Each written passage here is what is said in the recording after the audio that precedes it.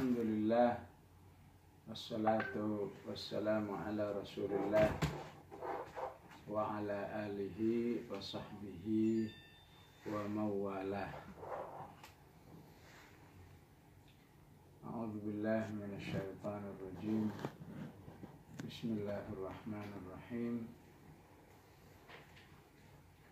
Syahrul Ramadan alladzi unzila fihi al-Qur'an hudan lin-nasi wa bayyinatin minal huda wal furqan. Shadaqallahul azim. Alhamdulillah, hanya dengan pertolongan Allah, hidayah Allah, kita semua masih berusaha terus menghidupkan diri dengan Al-Quran, meningkatkan iman dengan Al-Quran. Semoga ini salah satu alasan bagi Allah untuk terus menambah hidayahnya kepada diri kita semua, karena upaya-upaya seperti ini insya Allah termasuk apa yang difirmankan oleh Allah, walladzina tadaw, orang-orang yang berusaha terus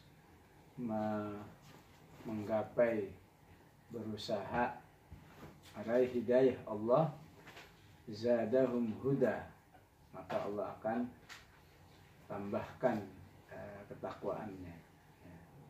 Wa atahum taqwahum, Allah tambahkan hidayahnya dan Allah berikan ketakwaan kepadanya.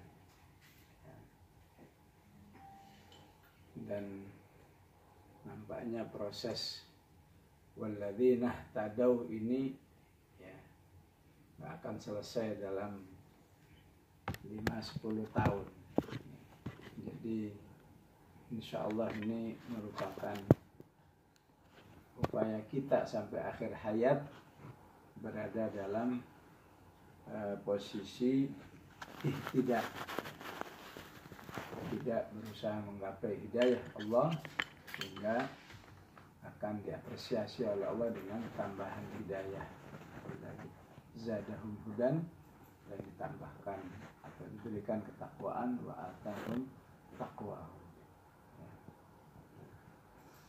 Terlebih kita yang sudah terus berusaha, subhanallah, Ramadan kalau nggak bersama saya, bersama Riyad, kalau nggak di Gorontalo atau di Saronde, sekarang di dunia maya, kita masih terus berusaha menambah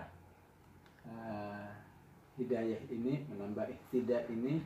Insya Allah ini sebuah niat yang akan dinilai oleh Allah bahwa kita serius insya Allah di dalam mengal-Qur'ankan diri kita, terutama yang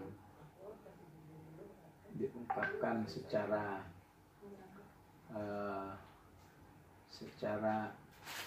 keterjangkauan yang para ulama sendiri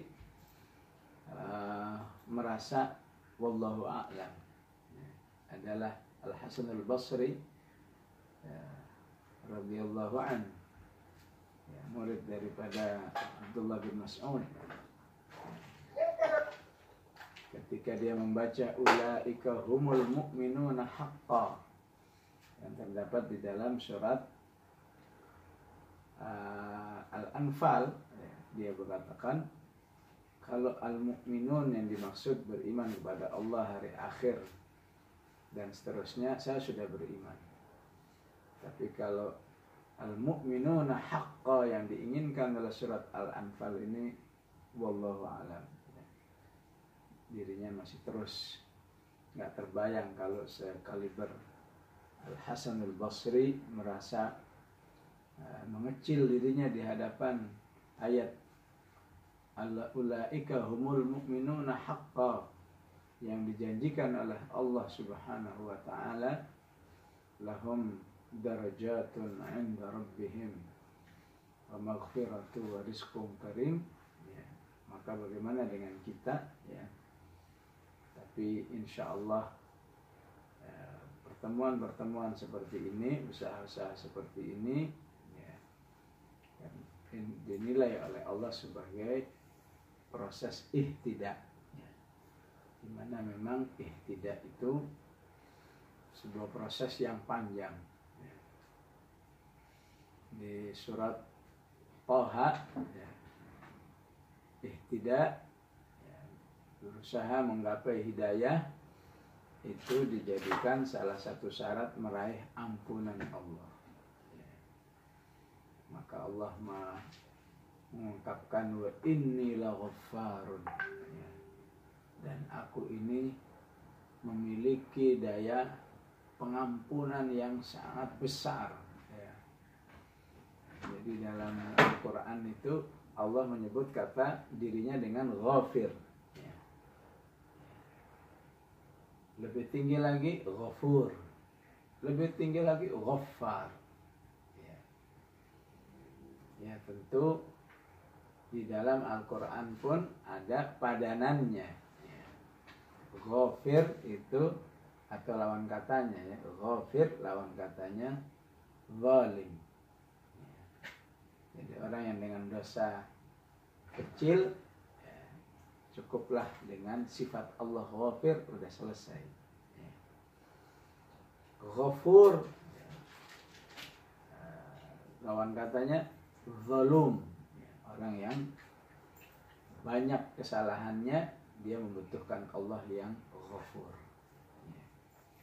Ghaffar, ya, lawan katanya zallam, dosa yang lebih banyak lagi, yang berlipat-lipat, membutuhkan Allah yang Ghaffar, ya, Walam.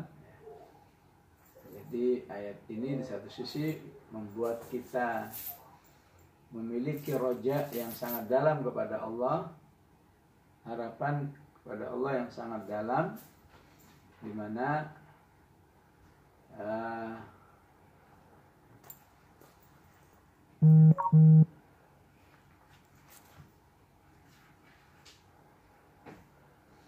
betapa luasnya ampunan Allah Subhanahu wa ta'ala, ya. Jadi kalau memang posisi kita, hanya Allah yang Maha tahu, ya, zalim, tapi kita berusaha mendekatkan diri kepada Allah yang Ghaffar, tentu kita akan mendapatkan ampunan yang lebih banyak. Maka Allah ungkapkan di surat Thaha itu, wa inni laghaffar, aku ini sangat memiliki potensi ampunan yang sangat besar bagi orang yang bertaubat. Ghafarul liman taba. Yang kedua, wa amila salihan, orang yang selalu beramal saleh. Thumma ini berarti yang terus menerus berusaha. Thumma tada, dan kemudian terus menerus dia berusaha menggali hidayah Allah Subhanahu wa ta'ala, sehingga dengan upaya meraih hidayah Allah, ya, yang saat ini tentu hidayahnya dengan mendengar seperti ini, hidayahnya lebih kepada irsyad. Ya. Irsyad itu ibaratnya kalau ibu-ibu suka masak, berarti ya, sedang mempelajari resep, ya, resep masak, ya, resep masak khas Gorontalo yang spesial seperti apa. Ya. Kalau sudah tahu resepnya, ya, tinggal selangkah lagi, ya, menikmati masakannya. Tapi kalau resepnya ini nggak tahu, ya, ya, maka bisa kacau, ya. Seorang istri dari Padang, Sumatera Barat, menikah dengan seorang suami dari Jawa. Dia bilang dia tahu suaminya suka rawon. Dia pikir rawon itu hitamnya karena kecap. Akhirnya dia kasih kecap aja yang banyak, yang penting hitam. Ya, itulah dampak kalau tidak melakukan ihtada, ya, cari resepnya menjadi soleh itu bagaimana, resepnya menjadi sahibul Quran itu seperti apa. Nah, karena itu Rasulullah SAW disebut oleh Allah sebagai ma dhalla sahibukum wa ma ghawa, ya. Ma dhalla sahibukum wa ma ghawa, ya. Tidak sesat, ya, karena nggak punya atau karena nggak tahu resepnya, ya. Ataupun ghawa sudah punya resepnya masih sesat juga, ya. Kenapa? Ya karena melanggar resepnya, ya. Dikasih tahu resepnya perlu sekian gram, ya. Dikasih jumlah yang lebih besar, ya. Jadilah masakannya kacau balau, ya. Maka insya Allah dengan ihtidak kita menjadi manusia yang ma dhalla wa ma ghawa, ya. Nggak sesat karena tidak tahu, ya. Nggak sesat karena tidak komitmen, ya. Jadi ikhwan dan akhwat fillah rahimakumullah, ya, disinilah Allah Subhanahu wa taala mengingatkan kepada kita salah satu ihtidaknya Fatir 29, innal ladzina yatluna kitaballahi wa aqamus salata wa anfaqu mimma razaqnahum sirran wa alaniyah yarjuna tijaratan lan tabur. Ya. Ihtidak kita insyaallah, ya, pertama adalah, ya, tilawah kitabullah. Di ayat ini Allah tidak menggunakan istilah Quran, tapi istilahnya kitabullah. Innal ladzina yatluna kitaballah. Ya, salat dan infak. Ya. Orang yang aktif dalam tiga hidayah ini Allah sebut berarti orang yang sedang berinvestasi yang dijamin sukses. Yarjuna tijaratan lan tabur.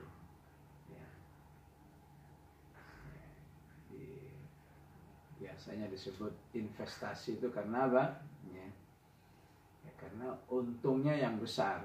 Ya. Orang-orang yang berduit banyak, ya, pasti mikirin terus, ya, diinvestasikan untuk apa ini? Ya. Ya. Begitulah orang yang punya potensi untuk meraih hidayah Allah Subhanahu wa taala, diberi arahan oleh Allah bahwa investasi yang membuat kamu besar adalah membuat kamu mendapat keuntungan besar, tilawah kitabullah, ya. Apalagi iqamatus shalah, walaupun antara tilawah kitabullah dengan shalah ini sebetulnya satu paket, ya. Artinya ketika bisa disatukan antara salat dan kitabullah, maka manusia meningkat derajatnya di sisi Allah Subhanahu wa taala seperti yang disebut di Ali Imran 112, ya, laisu sawa'a min ahlil kitabi ummatun qa'imatun yatluna ayatillah, ya. Nggak sama antara satu orang beriman dan yang lain, ya. Nggak sama antara ahlul kitab satu dengan yang lain. Ada di antara mereka yang bisa menyatukan amal soleh antara tilawah kitabullah dengan sholat. Gimana menyatukannya? Ya dia punya perbendaharaan ayat yang banyak dalam sholatnya, ya. Sehingga COVID-19 ini harus bisa menjadi satu nasihat yang besar bagi kaum muslimin. Jadi ungkapan-ungkapan yang terlontar dalam hal ini, ya, baru tersadarkan betapa kalau nggak punya Al-Quran di dalam dirinya, maka, ya, ada yang sampai keluarga yang tidak berani sholat tarawih, ya. malu duluan. Ya malu dengan kualitas bacaan, malu dengan hafalan yang masih wallahu a'lam. Yang sudah berani malu juga. Kenapa? Karena bacaannya nggak bagus. Ini menunjukkan betapa antara tilawatu kitabillah dengan sholat ini memang butuh ihtidak yang terus menerus, butuh pembelajaran yang nggak selesai. Ya. Karena ketika bisa tersatukan, Allah puji baik di 112 Ali Imran maupun dipuji di Az-Zumar ayat 10, ya. Amman huwa qanitun ana al-laili sajidan wa qa'ima. Allah puji di surat Al-Insan, ya. Wa minal laili fasjud lahu wasabbihhu lailan tawila. Ya. Jadi bisa lailan tawila, ya, bermalam panjang karena banyak bekalnya untuk bisa bermunajat dengan Allah melalui ayat-ayat Al-Quran yang sudah dibacanya dengan banyak sehingga ya, lidahnya sudah tersatukan oleh ayat-ayat Allah. Ya. Lidahnya sudah tersatukan oleh ayat-ayat Allah. Itulah hakikat menghafal. Ya. Menyatukan antara ayat Allah dan lidah, ya. Sebagaimana tersatukannya Al-Fatihah dengan lidah kita, ya. Jadi kalau sudah tersatukan itu rasa-rasanya kita sudah nggak khawatir hilang hafalan Al-Fatihah karena udah menyatu, ya. Kalau sudah tersatukan tuh rasanya kita pede sekali kalau baca Al-Fatihah, nggak takut lupa, ya. Sehingga untuk memahaminya jadi lebih mudah. Memahami Al-Fatihah itu lebih mudah. Ya, alhamdulillah kita di Gorontalo pernah bedah buku energi Al-Fatihah, ya, Masya Allah, dengan jumlah peserta yang sangat banyak di sebuah hotel. Ya, kita lebih mudah memahami karena sudah menyatu dengan diri kita lafaz-lafaznya, ya. Sehingga kalau semua ayat-ayat ini bisa tersatukan, maka alangkah banyaknya perbendaharaan pemahaman kita terhadap ayat-ayat Allah sehingga lebih menjaga kita untuk tidak berada dalam apa yang disebut oleh Al-Quran tadi, ma dhalla sahibukum wa ma ghawa. Ya. Tidak sesat karena ketidakpahaman, ya. Tidak sesat karena sudah ada, tapi sesat juga, ya. Terjaga dari kesesatan kehidupan, ya. Atau istilahnya insya Allah, ya, mampu mencapai hidayah puncak, ya. Hidayah puncak itu istilah lain adalah al-istiqomah. Sebagaimana Allah katakan, Alhamdulillahilladzi hadana lihada. Ya. Ahli surga mengatakan, segala puji bagi Allah yang telah memberi hidayah saya kepada ini. Ya. Apa yang dimaksud ini di sini adalah, ya, yang dimaksud ini adalah balasan surga. Ya. Itu puncak daripada perjalanan manusia untuk mengistiqomahkan dirinya. Begitu sampai surga, udah selesai, tinggal panennya, ya. Dan ini sebenarnya apa saja yang kita lakukan untuk proses ihtidak ini, istilah yang lebih dekat dengan kita, proses tarbiyah ini adalah meraih hidayah puncak. Alhamdulillahilladzi hadana lihada, ya.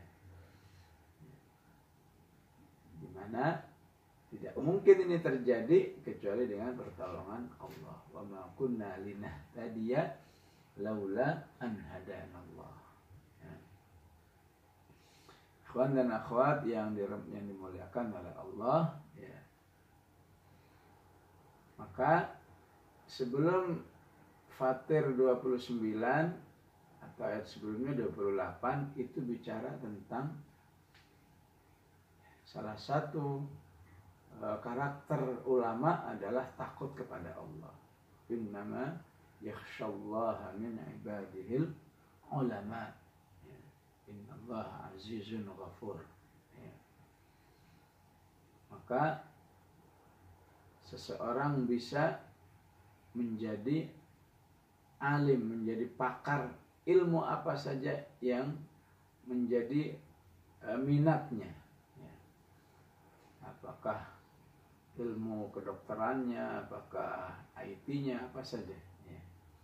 Tapi Allah ingatkan, ilmu apa saja yang kamu pelajari harus bisa mengenalkan kamu kepada Allah.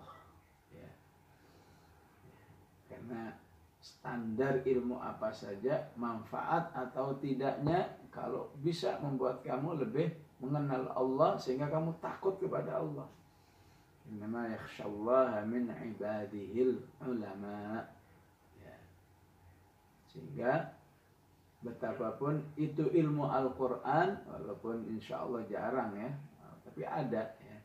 Walaupun mempelajari Al-Quran, kalau belum membuat dirinya takut kepada Allah, berarti belum sesuai dengan kriteria ulama yang diinginkan oleh Allah Subhanahu wa ta'ala. Nah, setelah ayat ini Allah katakan innalladzina yatluna kitaballah. Apa yang bisa kita ambil pelajaran?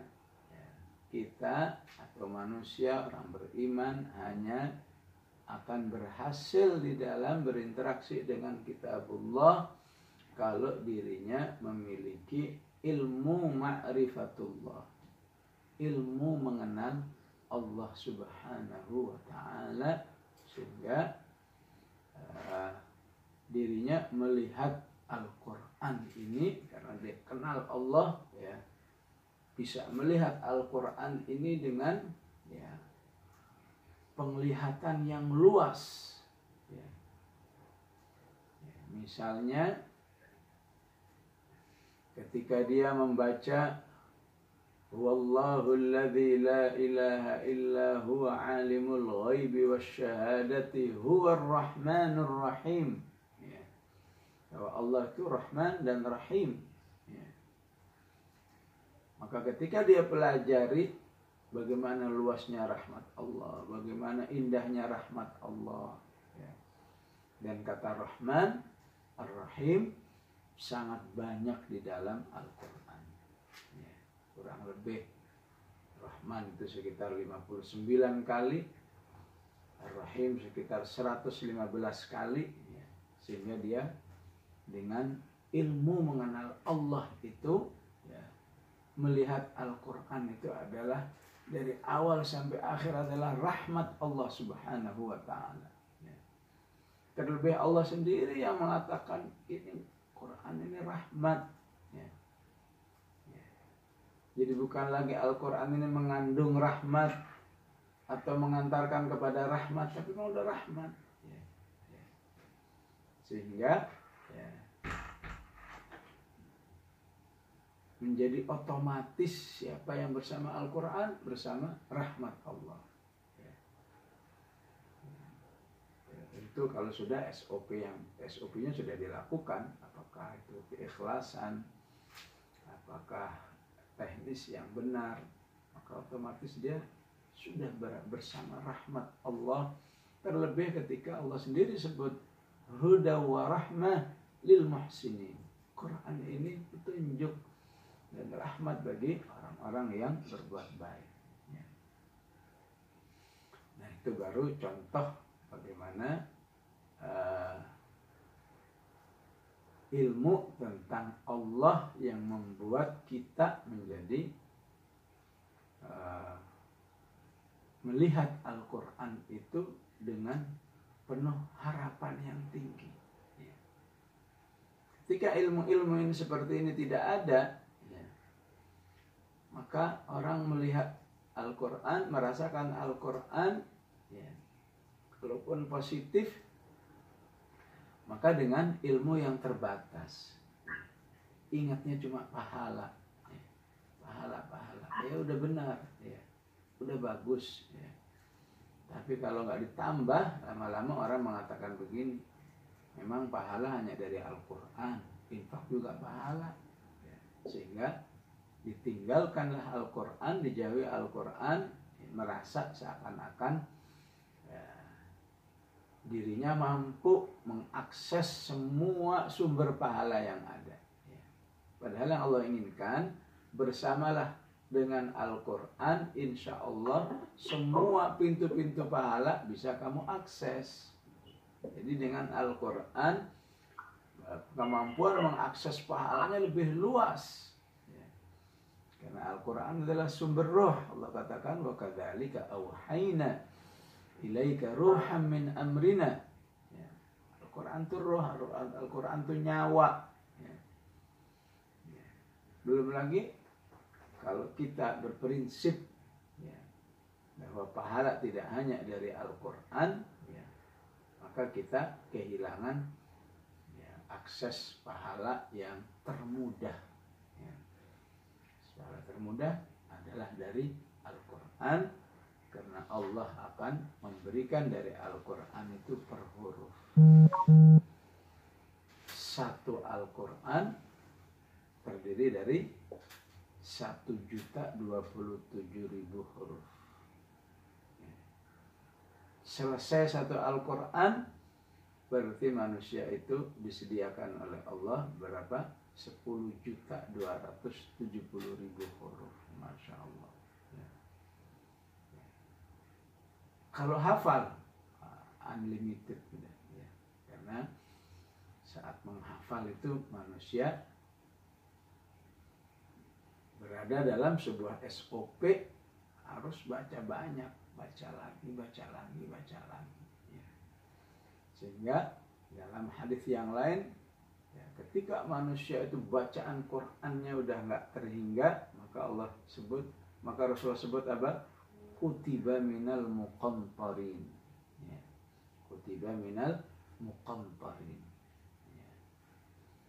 Dicatat sebagai orang-orang yang memiliki pahala yang tanpa batas, ya.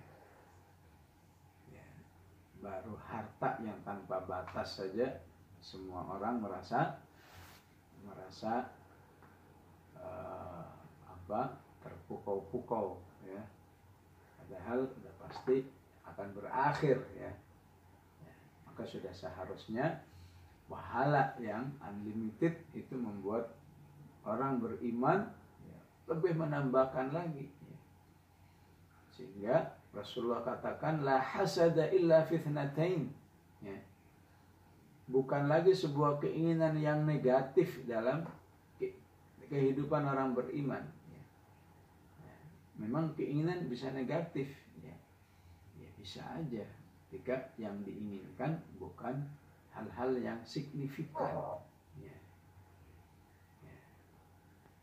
Apalagi diinginkannya sambil membenci orang yang diberi nikmat, maka itu termasuk min syarri hasidin idza hasad, ya. Orang yang berarti hasud, yang membawa potensi kejahatan dalam dirinya, ya. Maka ketika manusia itu mendambakan Al-Quran, maka itu menjadi keinginan yang positif, ya. La hasada illa fi itsnatain, tidak lagi menjadi keinginan yang negatif, menginginkan dua hal, menginginkan Al-Quran yang diamalkan dengan baik, menginginkan harta yang selalu diinfakkan, ya. Sehingga banyak para sahabat yang berusaha memadukan dua hal ini, ya. Seluruh sahabat-sahabat yang dijamin masuk surga berhasil memadukan dua ini, ya. Unggul di dalam kehidupannya dengan Al-Quran, unggul dalam kehidupan kekayaan yang menjadikan dirinya banyak berinfak, sehingga terbayang bagaimana kehidupan mereka di alam kuburnya dan di alam akhiratnya. Itulah pentingnya ilmu ma'rifatullah, sehingga ketika Allah mengistilahkan di Fatir ayat 29 dengan kitab Allah, innal ladzina yatluna kitab Allah. Di ayat lain disebut Quran, di ayat lain cuma disebut Alkitab, di ayat lain disebut burhan, qad ja'akum burhanun min rabbikum. Namun di surat Fatir ini disebut dengan kitab Allah, innal ladzina yatluna kitab Allah. Dipadukan dengan Fatir 28-nya, maka maksud Allah kalau ingin berinteraksi dengan Al-Quran, perdalami ilmu tentang Allah. Ya. Apa yang dimaksud dengan Ar-Rahmanur Rahim? Ya. Apa yang dimaksud dengan Wallahul Khaliqul Bari'ul Wallahu alladzi la ilaha illa huwa Al-Malikul Quddusus Salamul Mu'minul Muhaiminul Azizul Jabbar. Bagaimana kata Jabbar itu bisa menggugah diri kita, ya, lebih mengenal Al-Quran lebih dalam lagi. Ya. Kasih sedikit contoh di sini, ya. Al-Jabbar, ya, dalam penafsirannya dimaksudkan dengan 3 pemahaman. Ini dalam rangka apa tadi? Ma'rifatullah tadi, ya. Karena Allah menginginkan untuk bisa ma'rifatul Quran harus ma'rifatullah. Innal ladzina yatluna kitaballah. Ya. Kalau diambil contoh dari ma'rifatullah dari namanya Al-Jabbar, ya, maka kita harus paham yang pertama, Al-Jabbar itu artinya Al-Muta'ali, ya. Allah yang maha tinggi, ya. Yang serba tidak tertandingi, kemuliaannya tidak tertandingi, kekayaannya, kealimannya, kekuasaannya nggak tertandingi, namanya Al-Muta'ali. Bangsa Arab kalau mengistilahkan korma yang sudah senior, yang sudah lama, sehingga tinggi sekali, menyebutnya jubar, ya. Jadi ada beririsan antara jabbar dengan jubar, ya. Ya, ini menunjukkan, ya, menguatkan bahwa jabbar, ya, bermakna muta'ali, ya, yang maha tinggi, ya. Sehingga siapa saja yang aktif dengan Al-Quran, yang berarti kalamullah, maka insya Allah Allah akan memberikan, ya, ketinggian atau mungkin kalau ini bisa diistilahkan kemuliaan, ya. Apakah kemuliaan akhlaknya, kemuliaan amal-amalnya, ya, kemuliaan kedudukannya, ya. Yang terutama, ya, kita menginginkan sebuah kemuliaan yang jama'i, yang komunal, bukan personal saja, ya.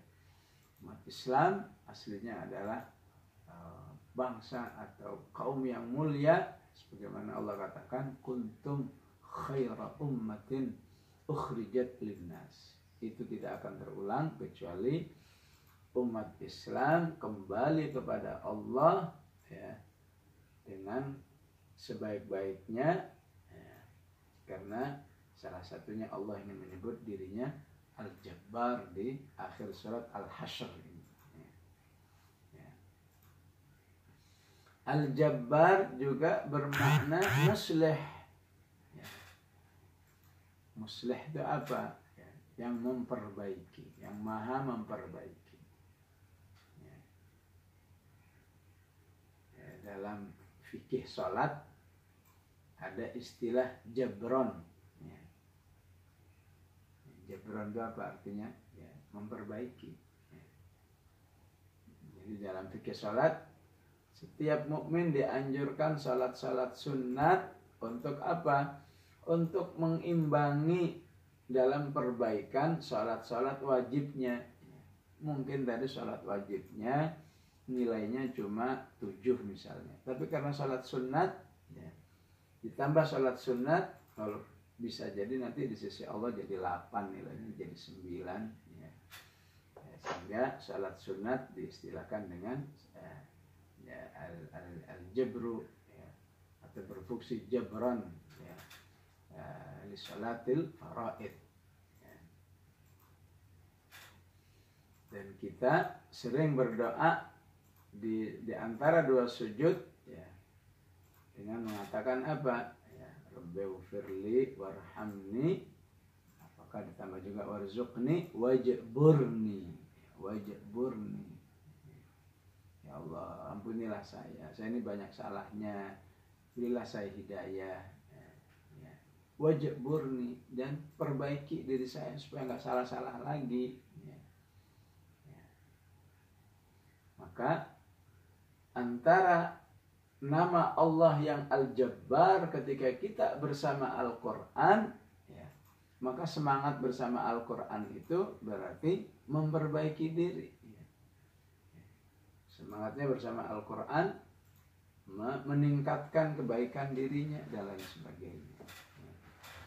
Karena ketika dia mengatakan Al-Quran kalamullah, maka dengan salah satu sifatnya Al-Jabbar ya, dia ingin termuliakan oleh Al-Quran, dia ingin terbaik, terluruskan hidupnya oleh Al-Quran ya. Dan yang ketiga, makna Al-Jabbar dalam tafsir itu dikatakan Al-Jabbar ya, semacam Al-Qahhar, pemaksa ya. Walaupun beda antara manusia yang pemaksa dengan Allah yang maha pemaksa ya. Sehingga ketika kita baca Al-Quran sebagai kalamullah dengan sifatnya Al-Jabbar, maka secara otomatis kita di dalam proses penghambaan diri kepada Allah. Saya akan memang hambamu ya Allah, silahkan saya, Engkau perintahkan apa saja, Engkau larang apa saja, kami siap ya Allah. Sami'na wa ata'na. Maka di situ manusia termuliakan ya. Karena kaidah yang berlaku, siapa yang merendahkan dirinya di hadapan Allah dimuliakan. Siapa yang merasa sombong di hadapan Allah, justru dia akan direndahkan oleh Allah. Man tawadda'a lillahi rafa'ahu Allah ya. Wa man takabbara adallahu Allah. Itu yang berlaku ya. Jadi semakin kita kenal siapa Allah Subhanahu wa ta'ala, semakin bervariasi kita melihat Al-Quran, merasakan Al-Quran ini ya. Ya, walaupun kata Jabbar yang bermakna tentang Allah ya hanya di Al-Hasyr ini saja ya. Kalau ibu-ibu baca kata Jabbar di surat Ibrahim, maka itu sebuah sifat manusia yang sangat dibenci oleh Allah ya. Seakan Allah ingin mengatakan yang berhak menjadi Jabbar hanya saya ya. Manusia nggak berhak menjadi Jabbar, karena kalau manusia menjadi Jabbar maka dia cenderung menindas orang lain ya. Maka Allah katakan ya, inilah siksa-siksa untuk manusia-manusia yang Jabbar ya. Wastaftahu wa khaba kullu jabbarin anid min waraihi jahannam wa yusqa min ma'in sadid ya. Fir'aun juga disebut oleh Allah sebagai penguasa yang Jabbar ya. Ini bedanya, kalau Allah yang Jabbar, Allah pemaksa ya. Jabbar arti yang ketiga kan pemaksa. Kalau ketika Allah bersifat Jabbar, didasari penuh dengan Rahman dan Rahimnya ya. Allah maksa kita ini, ayo puasa-puasa, ayo salat-salat ya. Dipaksa untuk apa? Untuk dibahagiakan, untuk dimuliakan, untuk dimasukkan surga, diselamatkan dari api neraka. Tapi kalau manusia bersifat Jabbar, itu tidak ada lain kecuali hanya ingin menindas orang lain ya. Bila perlu dibunuh, disiksa, disakiti ya. Makanya Allah menyebut Fir'aun itu contoh penguasa yang jabbar. Ya. Sehingga semua penguasa di dunia, ya, ketika dia tidak sayang kepada rakyatnya, maka dalam dirinya ada sifat jabbar yang sangat dibenci oleh Allah. Di surat Ghafir, jika manusia itu jabbar, maka itu berdampak kepada apa? Hati yang dikunci rapat oleh Allah. Ya. Di dalam mengungkapkan hati yang terkunci itu, Allah kadang mengungkapkan dengan kata khotama. Khotama ala qalbihi wa ja'ala ala basarihi. Ya. Ya. Di Al-Baqarah juga ada khatamallahu ala qulubihim wa sam'ihim.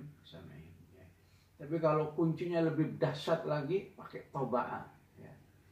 Allah katakan kadzalika yaqba'u Allahu ala kulli qalbi mutakabbirin jabbar. Ya.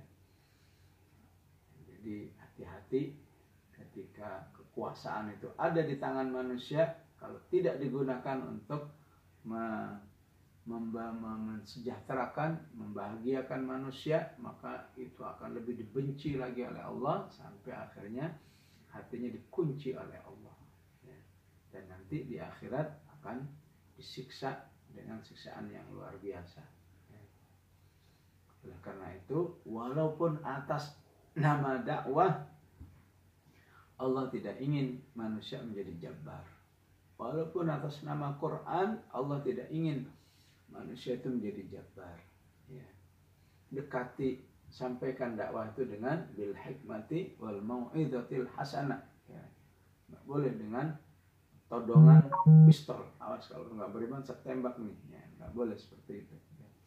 Sehingga di akhir surat Qaf Allah katakan apa? Ya. Nahnu a'lamu bima yaquluna wa ma anta 'alaihim bijabbar. Kamu sebagai dai enggak boleh memaksa-maksa orang. Kalau enggak beriman, kamu akan saya sakiti dan seterusnya. Maka cukuplah sampaikan Al-Qur'an agar manusia ingat kepada hari akhiratnya. Fadzakir bil Qur'ani may yakhafu wa'id. Ya. Inilah ikhwan dan akhwat fillah rahimakumullah, salah satu sumber motivasi yang bisa kita pahami dari kata kitabullah. Innal ladzina yatluna kitaballah. Ya. Dengan apa? Kenalilah Allah dengan baik, ya. Insya Allah Quran itu menjadi terasa indah, terasa mudah, ya, terasa membahagiakan, sehingga itu menjadi potensi kita untuk istiqomah, potensi kita untuk terus meningkat bersama Al-Quran. Ya, nggak puas jika kemampuannya bersama Al-Quran nggak nambah-nambah dari bulan ke bulan, dari tahun ke tahun. Dan Masya Allah untuk kader-kader di Gorontalo, ya, intinya baik Ramadan, di luar Ramadan selalu berusaha menghidupkan Al-Quran.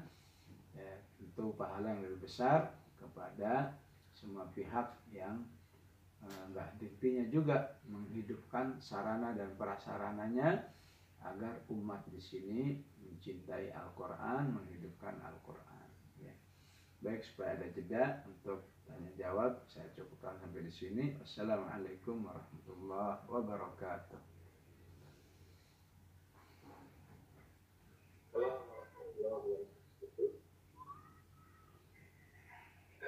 Luar biasa, Ustaz. Sudah materinya menggetarkan.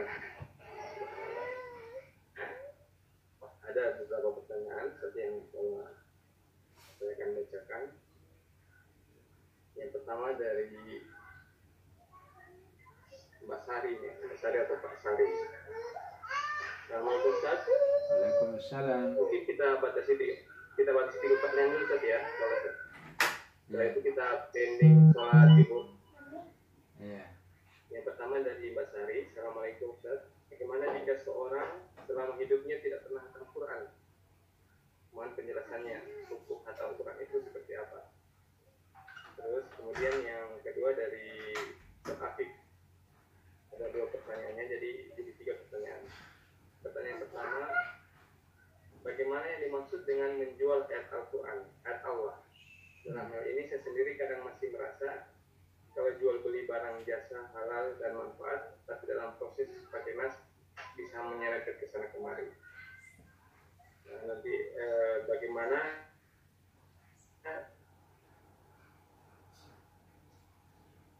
dalil tentang akhir zaman juga menyikapi para ustadz dalam tanda kutip yang dengan konsen dia konsen dengan isu ini dan akhir-akhir ini sering bahkan sering menyesatkan masyarakat. 3 pertanyaan itu Ustaz. Tafadhol Ustaz. Ya. Bismillahirrahmanirrahim. Tadi yang pertama. Jadi yang tidak hatam Ustaz. Oh ya tidak. Ya, nah. Terhadap saudara-saudara kita yang belum mengenal Al-Quran, maka kewajiban utamanya adalah kepada yang sudah mengenal. Ya. Di halaman pertama surat At-Taubah Allah mengatakan begini, wa in ahadun minal musyrikin astajaraka fa'ajirhu hatta yasma'a kalam Allah. Ya. Jadi harus ada yang mengupayakan. Jika kita tahu ada satu kelompok personal atau kelompok belum kenal Al-Quran, maka kewajiban yang mengenal itulah yang memperkenalkan Al-Quran hatta yasma'a kalam Allah. Ya. Maka kalau sudah diperkenalkan dan dia menerima, ya, tentu setelah itu dia akan punya niat menghatamkan, punya niat menghafal, punya niat memahami. Maka niat-niat itu sudah menjadi catatan positif di sisi Allah Subhanahu wa Ta'ala, bahwa insya Allah hambaku ini punya keinginan atau punya keimanan yang sudah benar terhadap Al-Quran. Ya. Jadi memang Islam, syariat Islam dijadikan oleh Allah Subhanahu wa Ta'ala syariat yang selalu adanya wa ta'awanu 'alal birri wat taqwa, ya.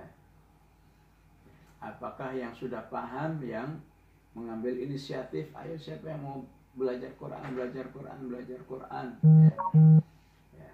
Ataukah yang bersangkutan yang merasa sadar dirinya belum tahu, ya dia berusaha, ya, mendatangi orang yang tahu, ya, sehingga puncaknya atau idealnya tidak boleh ada seorang muslim yang awam terhadap Al-Quran. Ya. Maka insya Allah proses menuju ke sana itu sudah menjadi catatan positif sendiri di sisi Allah. Jadi kita bukan berarti harus ditarget, wah tahun depan sudah harus bisa ya menghatamkan ya, padahal dia masih belajar cara bacanya, belajar tajwidnya, belajar ininya dan seterusnya. Itu perlu proses, ya. Jadi bedakan dengan orang yang memang dari awal sudah menolak, ya. Diajak untuk belajar nggak mau, dipahamkan nggak mau, pokoknya semua terkait Al-Quran nggak suka, ya. Maka dia tidak hanya mengalami kerugian karena tidak menghatamkan, namun karena memang di dalam dirinya tidak ada hidayah untuk hidup dengan Al-Quran. Ya. Dan tentu kepada saudara yang lain yang sudah berusaha aktif mengantarkan dirinya belajar Al-Quran, sudah menjalankan tugasnya, tidak terkena risiko menyembunyikan wahyu Allah Subhanahu wa Ta'ala, seperti yang diungkapkan dalam surat Al-Baqarah, innal ladzina yaktumuna ma anzalna minal bayyinati wal huda min ba'di ma bayyanahu lin-nasi fil kitab ulaika yal'anuhumullahu wa yal'anuhumul la'inun. Ya. Baik. Yes, jadi ada pertanyaannya cukup banyak. Pertanyaannya cukup banyak. Iya. Ada sekitar 10-an ini pertanyaan ini. Yang akhir zaman dulu dah saya coba jawab, ya. Jadi Islam ini harus disikapi, dipahami dengan utuh, ya. Istilahnya dengan syamil, dengan integral, ya. Ya, kalau nggak integral, nggak syamil, itu memang ada aja nanti keplesetnya, ada aja, ya. Jadi Islam itu temanya bukan tentang akhir zaman aja, ya. Makanya pentingnya langsung kepada Al-Quran, karena kalau langsung kepada Al-Quran itu ketemu semua, ya. Bab akhir zaman itu cuma satu, ada beberapa ayat bil khusus di surat Muhammad. Fahal yanzuruna illa sa'ata an ta'tiyahum baghtah faqad jaa asyratuha. Ya, tadinya sih kita husnudzon saja kalau ada orang yang ingin fokus bahas akhir zaman, ya. Husnudzonnya kenapa? Oh, mungkin dia sudah ada jaringan untuk tolong menolong dalam hal ini, ya. Tolong menolong dengan saudaranya yang lain, ya, sehingga mungkin yang lain nanti bahas fikihnya, yang lain bahas sirahnya, ya. Tapi kalau kerjanya single fighter seperti ini, ya, betul-betul sendirian, hanya betul-betul fokus kepada bab akhir zaman, ya, akhirnya kita menemukan sebuah kejanggalan. Nah, jadi karena terlalu, ya. Bagaimana, masih kedengaran nggak?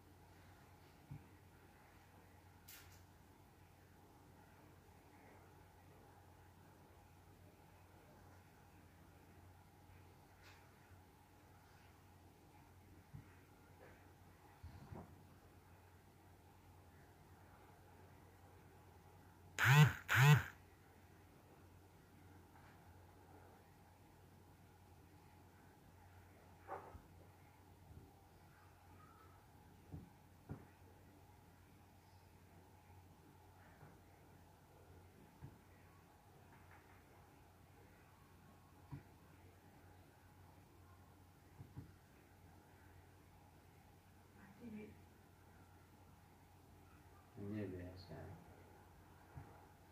Namanya di Gorontalo, ya.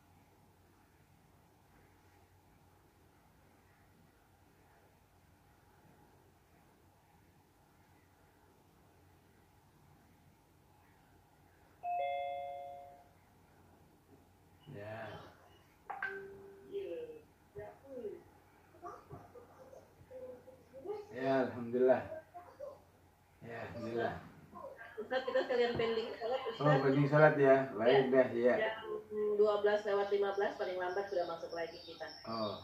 Ya, Jadi- saya udah masuk zuhur di Gorontalo. Oh, udah masuk zuhur ini. Iya, Ya udah.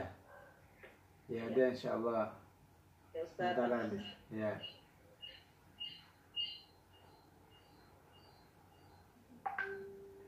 Jadi sementara tutup dulu ya. Ya Ustaz, Ya. 15 menit ya. Mm-mm.